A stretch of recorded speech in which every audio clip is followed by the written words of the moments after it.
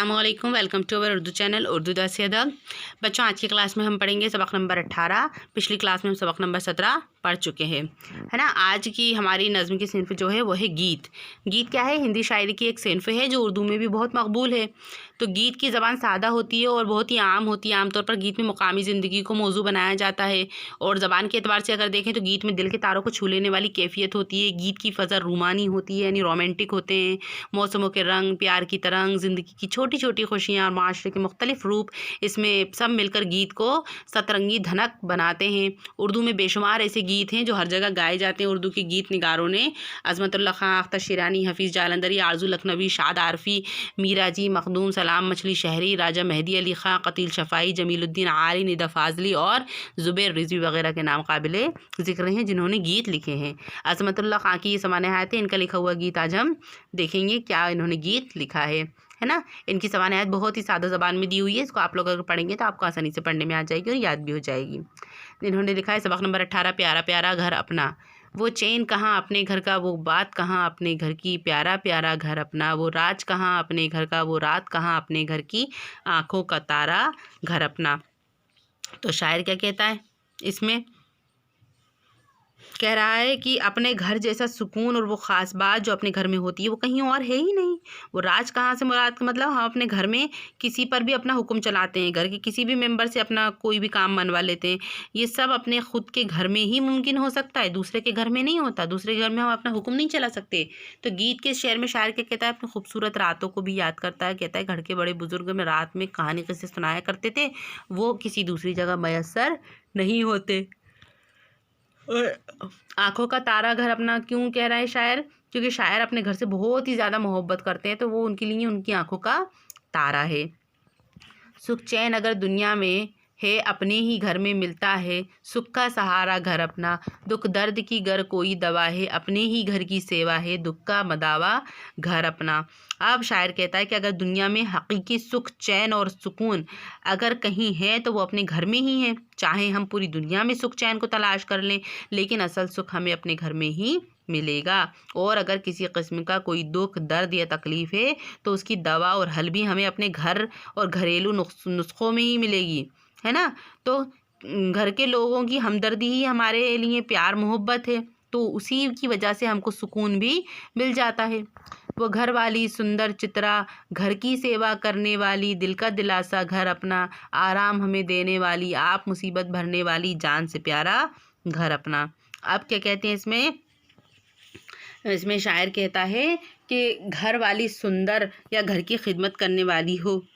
यहाँ सुंदर का मतलब खूबसूरत शक्ल नहीं है, बल्कि अक्लमंद, चालाक, घर की देखभाल और साफ़ सफाई का ध्यान रखने वाली हो, है ना।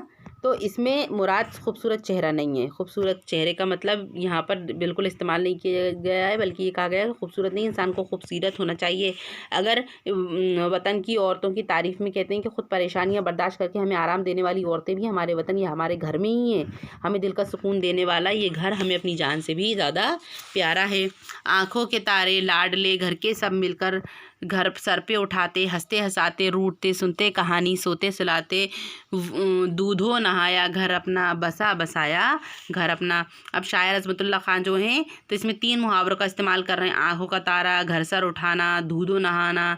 तो घर के बच्चों से अपनी मोहब्बत ज़ाहिर करते हुए कह रहे हैं कि घर के तमाम बच्चे जो मुझे बहुत प्यारे हैं, है ना। जब वो शरारत करते हैं तो घर में एक हलचल और शोर गुल का माहौल बन जाता है। ज़ोर ज़ोर से चीखने चिल्लाने की और मस्ती करने की आवाज़ें आती हैं। एक दूसरे को हंसने हंसाने और रूठने बनाने की बातें चलती रहती हैं, है ना। और कहानी क़िस्सों का दौर भी खूब चलता है। तो ये प्यार मोहब्बत और खुलूस से ही आबाद होता है जो मेरा प्यारा घर है। ऐसा लगता है इसे बसा बसाया घर है। हम पर जान छिड़कने वाला, वो परवान चढ़ाने वाला, वो बलवान बनाने वाला, वो इंसान बनाने वाला, पालने वाला घर अपना, ढालने वाला घर अपना।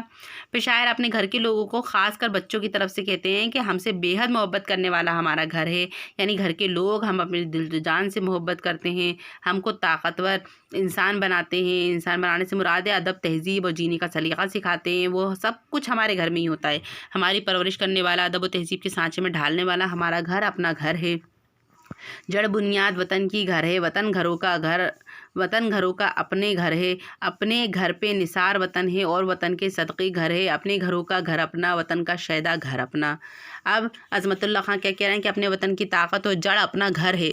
इस शेर की वजाहत क्या है कि मतलब अगर हम घर के तमाम लोग आपस में इत्तेहाद और इत्तेफाक से रहेंगे, मिलजुल कर रहेंगे, तो प्यार मोहब्बत से रहेंगे, तो अच्छे बुरे वक्त में एक दूसरे के काम आते रहेंगे, तो हमारा वतन मजबूत होगा, क्योंकि वतन घरों से ही मिलकर बना है।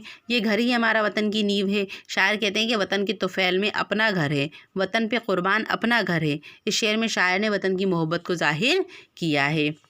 वतन की चाहत अपने घर से, वतन की ताकत अपने घर से, वतन की दौलत अपने घर से, वतन की इज़्ज़त अपने घर से, वतन का प्यारा घर अपना, राज दुलारा घर अपना। आप पूरे वतन को एक घर कहते हैं शायर के। घर के सब लोग मुराद मतलब हिंदुस्तान के जितने भी लोग हैं वो सब अपने वतन से मोहब्बत करते हैं, इसके लिए अपने दिल में चाहत रखते हैं। वतन से ये मोहब्बत और चाहत ही वतन की असली ताकत है। हमारा वतन एक बड़ी आबादी वाला वतन है। यहाँ सब मज़हबों, सब जातियों के लोग आपस में प्यार मोहब्बत से रहते हैं। इल्म और तमाम तरह की टेक्नोलॉजी में वतन तरक्की कर रहा है। यही हमारे वतन की सबसे बड़ी दौलत है और इज़्ज़त है, और अपने ही घर से यानी वतन के लोगों से ही हासिल हुई है। इसीलिए शायर ने वतन को प्यारा और राज दुलारा कहा है। समझ में आया बच्चों ये चैप्टर? इसकी तशरीह बाकी सारी ग्रामर में आपको नोट्स के ज़रिए भेज दूँगी। ठीक है, जो भी समझ में ना आए वो आप मुझसे पूछ सकते हैं। आज की क्लास में इतना ही। मुझको इजाज़त दीजिए। अल्लाह हाफिज़।